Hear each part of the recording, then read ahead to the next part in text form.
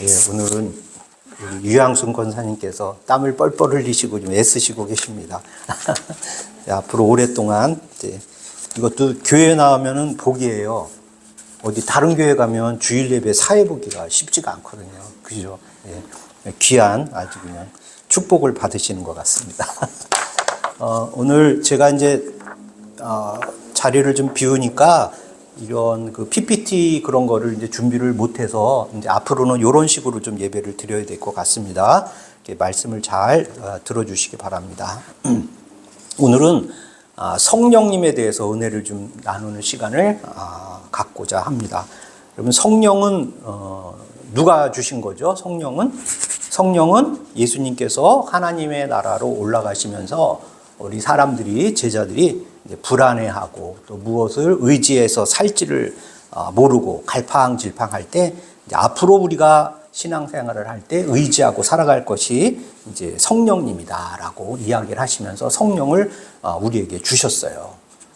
그런데 우리가 이제 말씀을 가만히 이제 읽다 보시면은 성령이, 우리가 이제 마가의 다락방에서 기도할 때 성령이 처음으로 세상에 내려온 것으로 생각하고 있는데, 성령은 그렇지가 않아요. 성령은 언제부터 우리에게 닥쳐왔을까?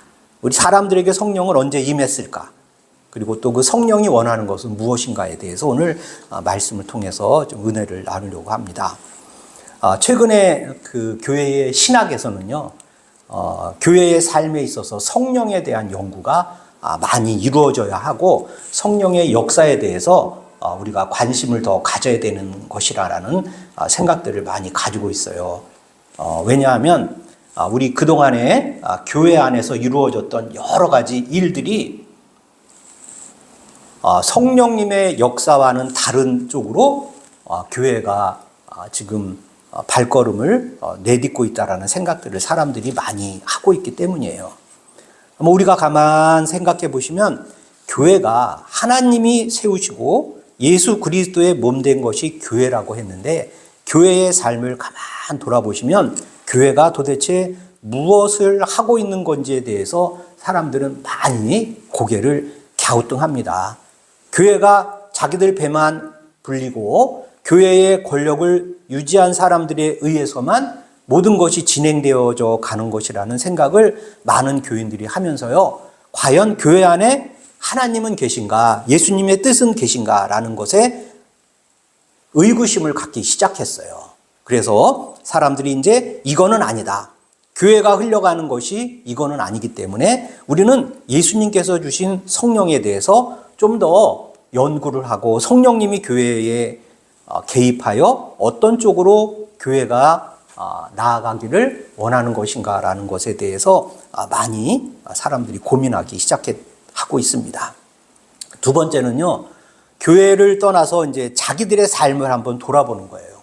내가 신앙생활 열심히 하고 하나님의 말씀대로 세상을 살아가고 있는데, 잠시만요, 내 삶의 변화가 이루어지지 않는 거예요.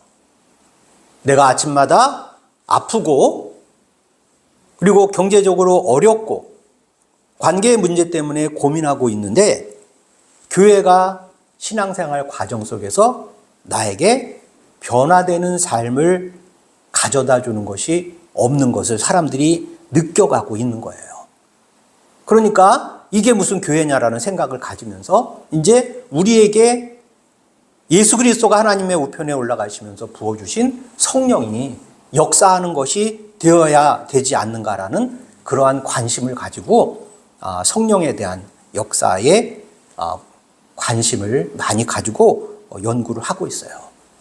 여러분, 이런 일들이 왜 우리 역사상에 발생이 되었냐 하면요, 우리 교회가 이스라엘 땅에서 출발을 했지만 그것이 이제 터키 지방으로도 가고 결국은 로마의 제국 속에 들어가서 이것이 가난하고 없고 힘들고 하는 사람들에게 희망과 소망을 주는 종교의 가장 근본적인 하나님의 사랑이 담겨져 있는데요, 이게 정치적인 권력 속에 들어가다 보니까 하나님의 사랑이 바뀌어버려서 힘있고 권력을 가진 자들이 나라를 다스리고 제국을 통치하기 위한 수단으로 그리스도의 복음을 이용하고 있는 그러한 복음이 되어버린 거예요.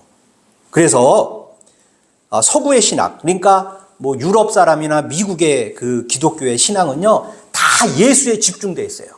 우리는 삼위일체의 신앙을 섬기는 종교잖아요. 하나님과 예수님과 성령님이 다 한 몸이다라는 것을 우리가 이제 따르고 있는데, 이게 교회가 정치 속에 들어가다 보니까 예수 중심의 왕된 예수만 자꾸 생각하게 교회가 예수님을 이용하고 있는 거예요. 세상이. 그래서 서구의 신학은, 서구의 교회는 예수 중심적이에요. 예수. 뭐더라도 예수 중심, 다 예수 중심이에요. 그러니까 교회가 교회의 권력을 잡는 사람들의 중심이 되는 거고, 또 정치적으로는 권력자들의 중심이 되는 거고, 없고 힘들고 간절한 삶을 살아가는 자들에게 교회는 별로 희망이 없고 소용도 없는 그러한 교회가 되어버리는 시기가 우리에게 지금 닥쳐져 있는 거예요. 그래서 오늘 말씀을 통해서 우리는 성령이 도대체 언제부터 정말 마가의 다락방에서 예수님이 승천하시고 기도할 때 성령이 우리에게 임한 것인가 아닌가, 여기에부터 우리의 신앙에 대한 출발을 좀 바꿔보는 말씀을 좀 드리려고 합니다. 여러분, 구약에서도 성령이 있었다는 거 혹시 알고 계세요? 구약에 예수님이 부활 승천하시고 너희에게 성령을 주노라 해가지고 막 방언의 역사가 막 일어난 것을 해서 예수님 올라가고 그 다음에 성령이 온 것으로 우리가 생각이 많이 굳어져 있잖아요. 그런데 성령은요, 시편 104편 29절에서 30절의 말씀에 보면요, 주께서 낯을 숨기신 즉 그들이 떨고 주께서 그들의 호흡을 거두신 즉 그들은 죽어 먼지로 돌아가나이다.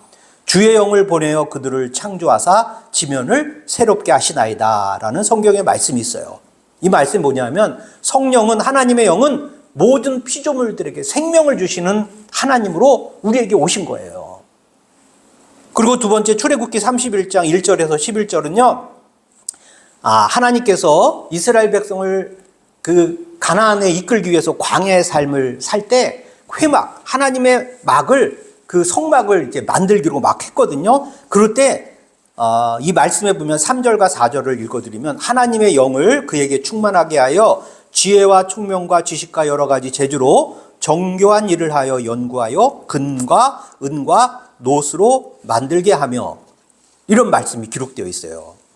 그러니까 성령은 뭐냐면 사람의 생명을 창조하는 영으로 우리의 창조 시기부터 성령은 우리에게 이미 임하였고, 또 이 가나안으로 들어가는 광야의 삶 속에서 하나님의 목적을 달성하기 위해서 하나님께서 자기가 원하고 계획하신 그 목적을 이루기 위해서 사람들에게 개입하여 기술도 주고 지식도 주고 재주도 준 바로 그 원인이 바로 하나님의 성령이라는 거예요. 그래서 성령은 이미 마가의 다락방 이전에 벌써 우리들에게 쭉 개입하여 우리들과 함께 동행하고 있었다는 것이죠. 그러니까 하나님의 성령은 창조, 그리고 우리를 지켜주시고 우리를 보존해 주시고 우리를 구원해 주시고 또 우리를 새롭게 하여 주는 것으로 창조 때부터 우리에게 같이 임한 하나님의 영이 우리와 함께 있어요. 이걸 생각을 가지고 있어야 돼요. 그러면 이제 신약 성경에서 예수님 시대에서의 성령은 그러면 과연 어떠한 모습으로 성경이 증언하고 있는가?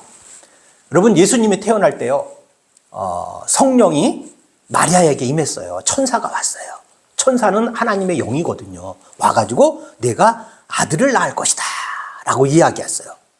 바로 예수님의 탄생부터 하나님의 영은 예수 그리스도에게도 임하였고 마리아에게도 임하여서 예수님이 탄생한 거예요. 그리고 우리가 기억을 잘 기억하면 예수님께서 세례 요한에게 그 요단강에 와가지고 세례를 받았잖아요. 세례를 받고 물에서 나오니까 그때 무슨 일이 벌어졌죠? 하늘로부터 이는 내 사랑하는 아들이다 라는 음성과 함께 하얀 비둘기인지 아닌지 그건 몰라요. 그냥 비둘기가 내렸는데 하얗다고 우리가 생각하는 거예요. 비둘기가 우리 예수 그리스도의 머리 위에 탁 임했거든요. 그것도 하나님의 영이에요. 그리고 또 우리 하나님의 영은요, 사도 바울을 통해서 임하여서 하나님의 복음이 증거되는데, 사도 바울은 이 성령을 무엇이냐고 표현하냐면 성령은 바로 처음 익은 열매로 예수 그리스도의 부활을 얘기해요. 그러니까 성령이 임하여서 예수 그리스도가 죽었다가 다시 살아났고 그 바로 처음 익은 부활의 결과물이 예수 그리스도라는 것을 고백하게 됩니다. 그러니까 예수 그리스도의 부활은 바로 성령님의 역사라고 고백하는 거예요. 사도 바울은 죽음에서 살아나신 예수 그리스도가 없으면 기독교는 아무 쓸모가 없는 것이다라고까지 이야기를 해요. 우리의 신앙은 하나님의 영이 임하여 창조 때부터 우리를 창조하신 하나님이고 죽음에서 예수 그리스도를 부활한 것과 같은 역사를 우리에게 다시 임하여 주는 그러한 하나님으로서 하나님의 영이 우리에게 있는 거예요. 그래서 우리는 그것을 믿는 자들은 어떠한 신앙을 가지고 있어야 돼요? 부활의 신앙을 가지고 있어야 돼요. 우리는 죽지만 다시 살아난다. 그것은 하나님의 성령께서 역사하시는 것이고 그 열매를 본보기로 예수 그리스도의 부활을 통해서 우리에게 보여주셨다.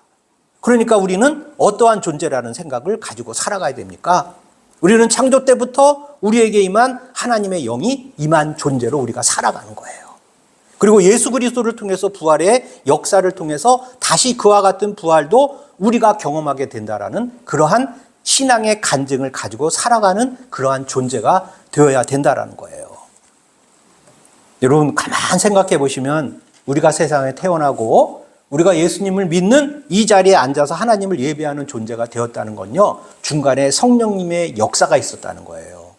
그 성령님의 역사가 드러나는 그런 가장 좋은 본보기가 뭐냐면요, 우리의 부모님들이에요.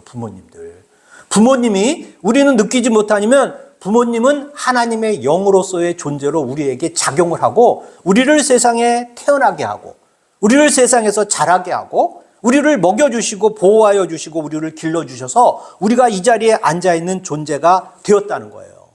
그러니까 우리의 부모님들은 우리도 이제 자식을 낳고 있지만은 우리는 우리 존재가 내 어머니 아버지도 하나님의 거룩한 영을 받은 성령이라는 존재였고 우리도 성령의 역할을 감당하는 성령의 존재가 되는 것이고 이것을 우리 자녀들에게도 흘러넘치게 하여서 우리의 자녀들도 성령의 사람이 되어 그들의 자녀에게도 성령이 임하는 하나님의 자녀로서의 삶을 살아가게 해줘야 할 사명이 우리에게 있는 거예요.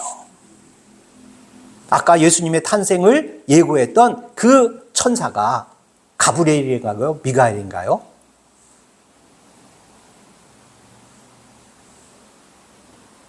제가 말씀에 준비를 안 해가지고 헷갈리네. 천사의 역할을 우리 부모님들이 해주는 거예요. 그러니까 여러분께서도 성령님에 의해서 우리가 이 세상에 존재하고 살아간다는 그 생각을 해야 되고 오늘 어버이날을 맞이해서 우리의 부모님들 지금 살아계신 분도 계시지만 하나님의 나라에 가 계신 부모님도 다 우리가 다 있는데 그들이 바로 성령님의 존재의 역사였다는 것을 우리가 고백하는 그러한 믿음의 삶을 우리가 살아가야 되는 것입니다. 그럼 성령님은요 어떠한 성령님인가라는 것을 우리가 알아야 되겠죠. 성령님은 그리스도를 지금 내 안에 불러오는 분이 바로 그리스도예요. 지금 내 안에 그리스도를 불러오는 그분이 바로 성령님의 역사라는 거예요. 여러분 우리는 과거에 누군가와 연결된 삶도 살아가고 있지만요 지금의 현재를 살아가게 하는 것은 나잖아요. 내 속에는 성령님이 임하고 있다는 것을 생각을 가지고 있으면 우리는 신앙의 자신감을 가지고 세상을 살아갈 수 있어요. 나는 그냥 어쩌다가 세상에 태어난 게 아니라 하나님의 영이 임한 존재로 이 세상에 태어났고 그 나를 태어나게 한 하나님의 성령의 역사가 지금 나에게도 임하고 있다는 생각을 가지고 있으면요 우리의 신앙에 자신감을 갖게 됩니다. 아프더라도 뭐 가진 것이 없더라도 남한테 내세울 것이 없는 존재라 하더라도 우리는 가장 존귀한 하나님과 예수님과 성령님이 나와 함께 동행하는 존재라는 생각을 갖게 되면 세상에서 내가 꿀릴 게 없는 거예요. 거룩한 하나님에 대한 약속이 나에게 임한 존재로 살아가기 때문에 하나님 나라에 갈 수 있는 존재로 살아가는 내가 세상에 아프고 어렵고 힘들다고 해서 우리 마음에 주눅들 일이 없는 거잖아요. 그러니까 우리는 성령님은 그리스도를 지금 내 안에 불러 그 그리스도에 대한 생각을 갖게 하는 믿음의 존재로 살아가게 하는 성령님이 내 안에 있다. 그것을 바로 성령님이 역할을 해주시는 거예요. 내가 이 자리에 앉아 있는 것이 나의 힘과 나의 능력과 나의 선택으로 되는 것이 아니라 성령님의 역사를 통해서 이 자리에 앉아 있는 것입니다. 그러니까 존귀한 하나님의 영이 나와 함께하는 거예요. 그러니까 우리는 감사하는 삶을 살아가야 될 줄, 그러한 존재라고 생각해야 되는 그러한 삶을 살아가야 되는 것입니다. 두 번째로 성령님은 무슨 역할을 하냐 하면요, 우리가 다시 세상에 태어나도록 행하시는 분이에요. 성령의 역사가 없으면요, 우리는 과거의 삶을 돌아볼 필요도 없고 과거의 잘못된 삶을 바꿀 이유를 우리가 찾지를 못해요. 성령이 역사하기 때문에 우리는 세상에서 다시 태어나 하나님 앞에 엎드릴 수 있는 존재로 살아갈 수 있는 그러한 동력이 바로 성령께서 나에게 작동해주고 있는 것이라는 생각을 해야 돼요. 그래서 믿음의 삶을 살아가는 사람들은 항상 자기의 과거를 돌아봅니다. 우리는 먼 옛날의 과거를 돌아보는 것도 필요하지만은요, 중요한 것은 지난 한 주간에, 우리가 지난주에 예배드리고 다시 이 시간에 나와서 예배를 드리는데 한 주간의 삶도 돌아보는 이러한 과정을 통해서 새로운 생명력으로 다시 태어나기 위해 우리가 노력을 하는 거예요. 육신의 어머니의 자궁으로부터 첫 번째 출생을 받은 것처럼 우리는 성령의 권능에 의해서 매일매일 새롭게 태어나는 하나님의 존재로 한 발짝 한 발짝 나아가야 되는 거예요. 이것이 없으면 신앙인으로서의 발전이 없습니다. 그리고 세 번째는요, 성령님은 우리에게 무엇을 해주시는가? 우리에게 자유를 주셔요. 자유. 우리의 자유를 주는데 그 자유는 어떤 자유냐 하면요, 빌립보서 2장 5절에 이 말씀이 있어요. 너희 안에 이 마음을 품으라 곧 그리스도 예수의 마음이니라는 말씀이 있어요. 여러분, 우리가 자유라는 것은 뭐냐면요, 누가 나는 뭐 하고 싶은데 하지 못하게, 특히 갓난 애기들은 막 움직이면 위험하잖아요. 위험해서 다칠까봐 그 위험한 짓을 못하게 하는 것을 나 자유를 속박한다고 얘기하는 사람은 없어요. 그렇잖아요. 내가 위험하고 잘못된 일을 할 때 하지 마라 하는 것이 그게 자유를 속박하는 게 아니에요. 여기서 말하는 자유라는 것은요, 어떠한 것에도 내가 신앙생활을 하는 삶을 살아갈 때 나의 신앙의 자유를 속박하는 것이 있으면 안 된다는 거예요. 우리는 신앙생활할 때 예수를 믿는다는 삶을 살아가면서 우상의 굴레 앞에 엎드리고 자꾸 그 굴레 속에 살아가요. 그런데 우리는 그것을 잘 느끼질 못하고 있어요. 여러분, 미신 같은 것이 있어요. 오늘 내가 아침에 가다가 성경 말씀을 한번 읽지 않고 가면, 또 아침에 자리에서 일어나자마자 새벽 기도하지 않으면 오늘 나에게 큰 엄청난 잘못된 일이 생길 것이다라는 아주 신앙심이 깊은 그러한 권사님이 계세요. 여러분, 이것은 자유의 신앙이에요? 아니면 부자유한 신앙이에요? 이건 부자유한 신앙이에요. 우상의 미신 앞에 내가 무릎을 꿇고 있는 거예요. 예수님의 말씀은 이러한 것에서 속박되지 않는 그러한 자유의 신앙의 삶을 살아가는 거예요. 여러분, 우리나라의 기독교회는 정하지는 않았지만 술 마시지 말라, 담배 피지 말라는 것이 우리 대한민국의 기독교회는 있어요. 이게 왜 우리 기독교 안에 들어왔어요? 처음에 우리나라에 조선시대 후기에 우리나라의 선교사들이 성경책을 들고 복음을 증거하러 왔더니 한국의 사람들이 그냥 농사도 지을 것이 없고 먹을 것도 없는데도 불구하고 그냥 앉으면은 어디서 그냥 술 마시고 또 담배가 있으면 또 담배를 피고 하고 그러한 삶을 살아가는 것을 봤어요. 그래서 그런 것을 안 하면 좀 더 사람들이 건전한 경제 생활을 하며 살아갈 수 있겠다 해가지고 이것을 이제 우리 기독교에서는 받아들인 거잖아요. 그런데 술도 담배도 그냥 교회 신앙하고는 아무 관계가 없지만 이게 문제가 뭐냐면 과하면 문제가 생기는 거예요. 적당한 정도의 일상적인 신앙의 삶과 일상생활은 우리의 삶에 미치는 악영향이 없지만 과하면 우리의 몸에 미치는 악영향이 크기 때문에 그것을 한국교회는 하지 말라는 그러한 정하지는 않았지만 그러한 불문율을 우리가 섬기고 있는 거예요. 마찬가지로 우리 교회에 나올 때 술 마시면 안 돼, 담배 피면 안 돼, 이런 생각을 가지고 신앙생활할 때 내가 문제가 있어라고 생각하는 것은 지금 자유롭게 하는 그리스도의 마음을 우리가 받아들이지 못하고 있는 거예요. 그러니까 우리는 어떤 마음을 가져야 돼요? 우상의 굴레에서 그리고 또 알지도 못하는 미신의 그 가르침, 그런 것이 우리에 너무나 많이 있는데 이것으로부터 벗어나서요, 예수의 사랑의 마음, 예수님만 내 안에 담고 살아가면, 성령님만 믿고 살아가면, 하나님만 믿고 살아가면 나는 자유롭게 되어서 하나님의 나라를 소망하는 삶으로 살아간다는 그 자유함을 이야기하는 거예요. 여러분, 헌금을 안 내도 예배에 빠져도 우리의 신앙이 하나님 나라에 가는 것에 전혀 지장이 없습니다. 내 마음에 그리스도를 사랑하는 마음이 있으면요, 하나님이 나를 인도하여 하나님의 나라로 이끌어가는 거예요.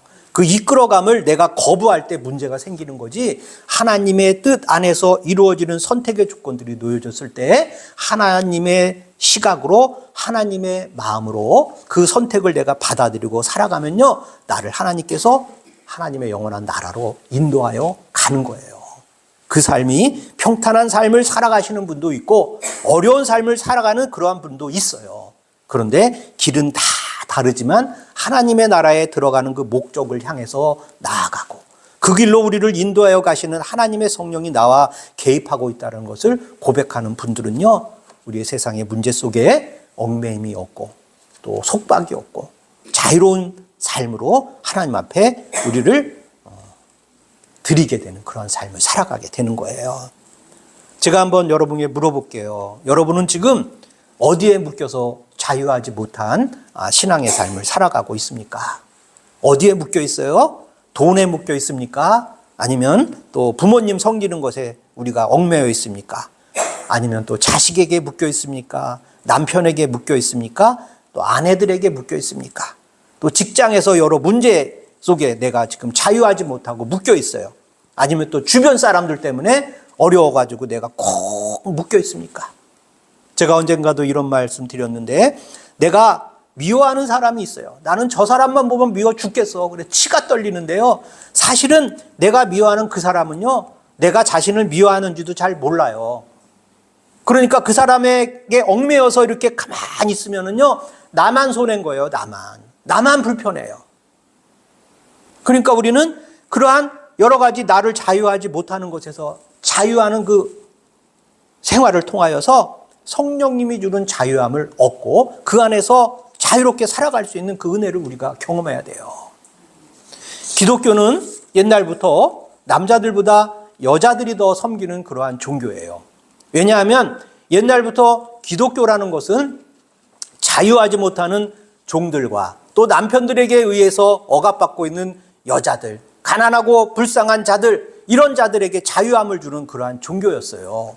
그래서 여자들 앞에 남편들에게 속박하지 말고 그들에게 얽매여 있지 말라라는 복음이 선포되니까 전 세계가 그리스도 예수의 복음이 증거되는 순간 사람들의 마음속에 특히 여자분들과 또 어려움 속에 살아가고 소외받고 억압받는 자들에게는 아주 귀한 복음의 말씀이 된 거예요. 그들이 자기들의 권익을 찾아가고 자기들의 생각을 주장할 수 있는 그런 자유함이 하나님께서 원하는 거예요. 어떠한 곳에도 얽매이지 않고 살아갈 수 있는 그러한 저와 여러분의 삶이 되시길 주의 이름으로 축원합니다. 그리고 성령이 하시는 사역이 또 하나가 있는데, 하나는 이건 뭐냐면요, 공동체를 결합하는 성령님의 역사가 있어요. 여러분, 성령님이 이 땅에 오셔서 우리를 성령의 존재로 살아가게 하는 그 이유가 뭐예요?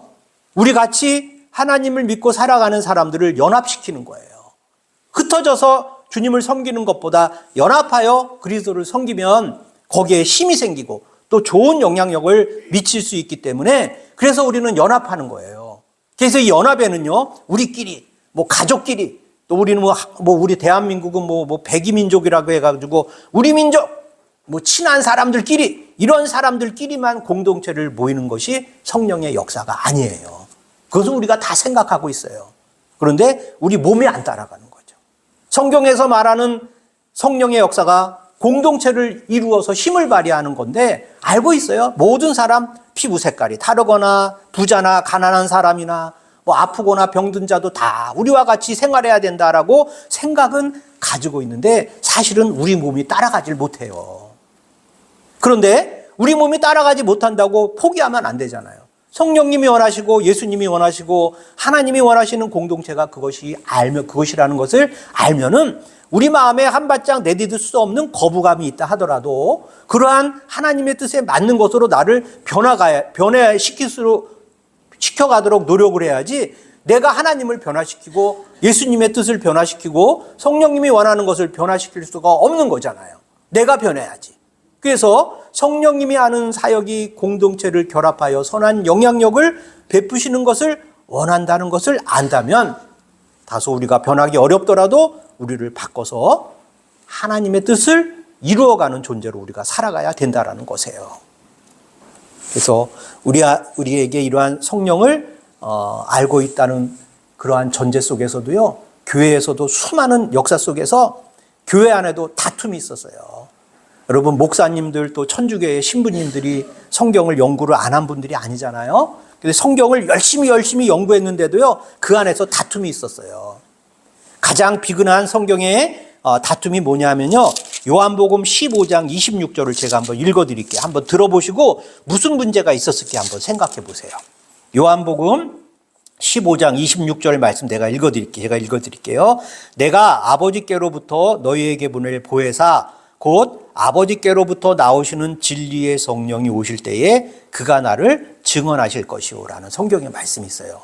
한 번 더 읽어드릴게요. 무슨 문제가 있었을까 한번 생각해 보세요. 내가 아버지께로부터 너희에게 보낼 보혜사 곧 아버지께로부터 나오시는 진리의 성령이 오실 때에 그가 나를 증언하실 것이오 라는 말씀이 있어요. 여러분, 뭐가 좀 이상해요? 예수님이요, 하나님 나라에 올라가는데 내가 아버지께 얘기를 하겠대요. 하나님, 성령님을 좀 보내주세요 하면 하나님께서 성령님을 보내서 예수를 증거한대요. 가만 생각해 보면 성령님이 지금 누구 안에 있는 거예요? 하나님 안에 있는 거예요. 하나님이 성령하고 같이 있는데 예수님이 부탁을 하니까 하나님이 성령을 우리 세상에 보내서 예수 그리스도를 증거한다라는 성경의 말씀이 있어요. 이 성경의 말씀은 분명히 증언합니다. 예수는 성령을 보내달라고 하나님께 부탁했고 하나님께서 성령을 보내주신 거예요. 자, 이 말씀을 가지고 교회 안에 다툼이 나왔어요. 성경에는 분명히 아버지께로 나온다라고 성경이 기록되어 있잖아요. 그랬는데 이 성경의 기록을 가지고 서방의 교회가 말을 바꿨어요. 가만히 읽다 보니까 여기에 예수가 빠진 거예요. 예수님이 없어요.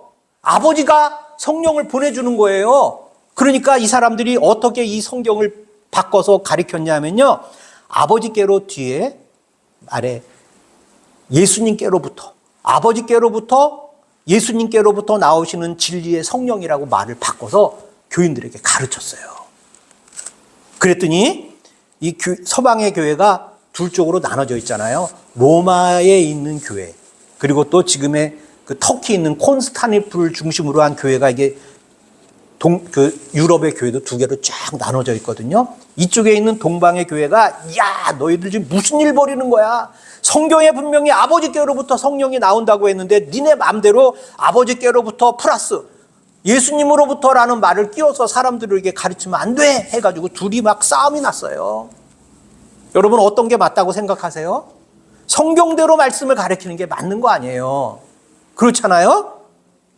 분명히 아버지께로부터 성령이 나온다고 성경에 기록되어 있으면 그걸 가르쳐야지, 가르치다가 잘 먹혀들지 않으니까 거기다가 아버지께로부터 플러스 아들로부터라는 성경의 말씀의 해석을 갖다가 붙여가지고 가르치니 싸움이 안 나겠어요? 그래서 결국은 원래 하나였던 그 유럽의 교회가 이것을 물론 이것만의 이유가 아닌데 다른 이유도 정치적인 이유가 다 있는 거죠. 거기서 교회가 쫙 갈라져가지고 교회가 완전히 동방교회니 서방교회니 하는 것으로 나눠졌다는 거예요.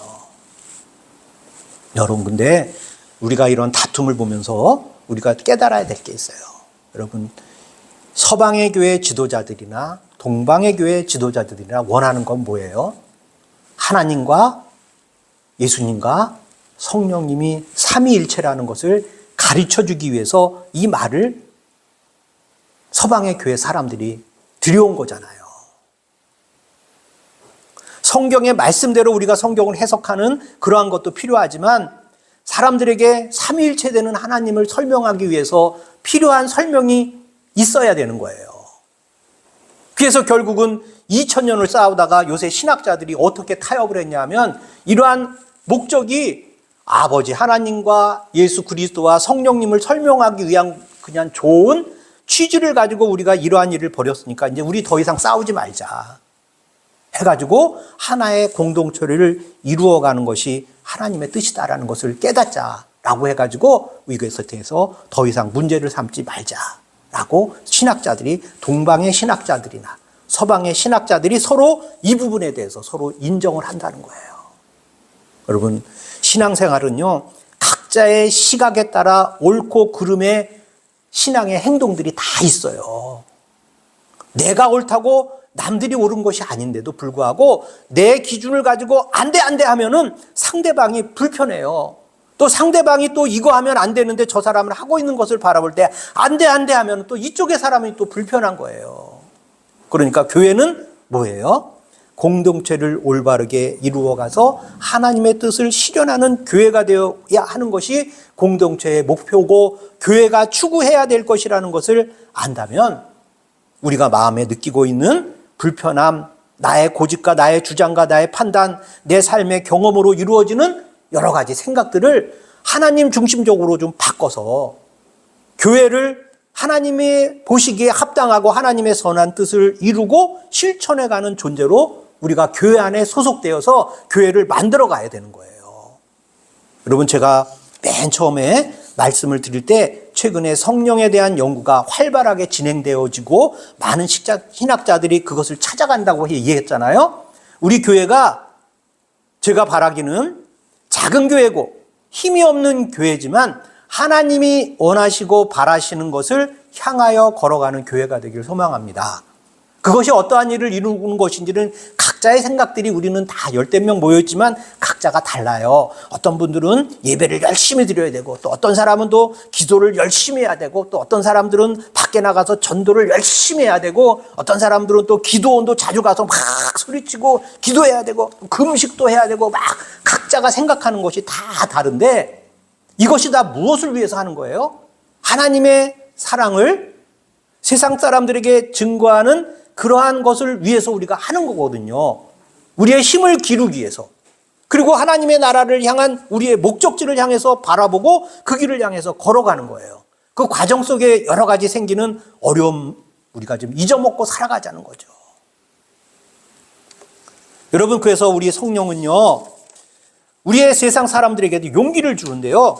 어떤 용기를 주냐면 오늘 우리가 읽은 성경 18절, 내가 너희를 고아와 같이 버려두지 아니하고 너희에게 오리라. 예수님은요, 우리를 버려두지 아니하고 다시 온다고 말씀을 주셨잖아요. 그리고 17절의 말씀, 그는 진리의 영이라. 그러니까 예수님이 진리니까 우리는 진리대로 살아가야 되잖아요. 내 생각과 내 삶의 경험을 내세우는 것이 아니라 예수 그리스도라는 말씀을 중심으로 해서 내가 세상을 살아가는 그러한 용기를 가지고 살아가야 되는 거예요. 15절의 말씀, 너희가 나를 사랑하면 나의 계명을 지키라. 이건 무슨 말이에요? 예수님의 사랑은 말로만 하는 것이 아니라 실천하는 삶, 순종하는 삶을 살아가야 된다는 거예요. 사랑하는 성도 여러분, 오늘 어버이절을 맞이해서 우리 성령님이 보내주신 성령의 선물이 바로 육신의 부모님이라는 생각을 좀 가지시고, 우리 부모님이 우리에게 해주셨던 여러 보호, 그리고 우리를 지켜주시고 교육해 주시고 우리를 사랑해 주셨던 그 사랑이 이미 나에게 임한 것이 성령님의 역사라는 것을 깨닫고 고백하고, 우리도 그런 존재가 되어서 우리 자녀들에게도 그러한 성령님의 역할을 해주는 그러한 존재가 되기 위해서 노력해야 됩니다. 예배 자리를 지키는 것, 기도로 무릎을 꿇고 기도의 삶을 놓치지 않는 것, 그리고 가족을 위해서 축복 기도하는 것, 또 작은 일에도 감사하는 삶을 살아가는 것, 이것이 바로 아름다운 믿음이라는 거예요. 성령님의 역사가 있다는 것입니다. 그 가운데 순종하는 삶을 살아가는 저와 여러분이 되시기 주님의 이름으로 축원합니다. 예수님은 떠나는 것이 아니라, 떠나시는 것이 끝이 아니고 성령님을 우리에게 보내주셨고 그 성령님이 우리와 함께 계세요. 그러니까 우리의 신앙의 삶에 남은 길, 인생길 두려워하지 마시고 용기를 내시고 거룩하신 존재로 살아가는 저와 여러분이 되시기를 주의 이름으로 축원합니다. 기도합니다.